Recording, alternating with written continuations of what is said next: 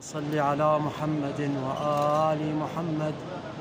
السلام على غريب الغرباء، السلام على شهيد الشهداء، السلام على ابن خاتم الأنبياء، السلام على ابن سيد الأوصياء، السلام على ابن فاطمة الزهراء، السلام على ابن خديجة الكبرى، السلام على ابن سدرة المنتهى، السلام على ابن جنة المأوى، السلام على الرؤوس المتفرقة عن الأبدان، السلام على الشيب الخضيب، السلام على الخد التريب، السلام على الأبدان السليب، السلام على العترة الغريب، السلام على خامس أهل الكساء، السلام على المرمل بالدماء، السلام على الحسين الشهيد.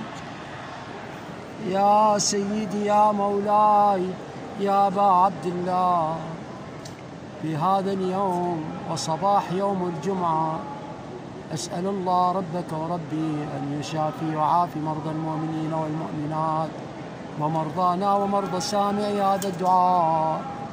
اللهم وفقنا ووفقهم، واغفر لنا واغفر لهم، وارحم أمواتهم وأمواتنا بحق محمد وآل محمد، واخرج عن أجسادنا وأجسامنا وأجسامهم وأجسادهم أنواع البلاء العظيم وكافة الأمراض والعلل والأسقام بحق محمد وآل محمد.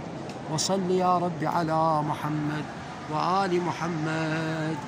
أزور سيدي ومولاي الإمام الحسين بن علي عليهما السلام، أصالة عن نفسي نيابة عن والدي وعنكم جميعا، وسامع هذا الدعاء بحق محمد وآل محمد.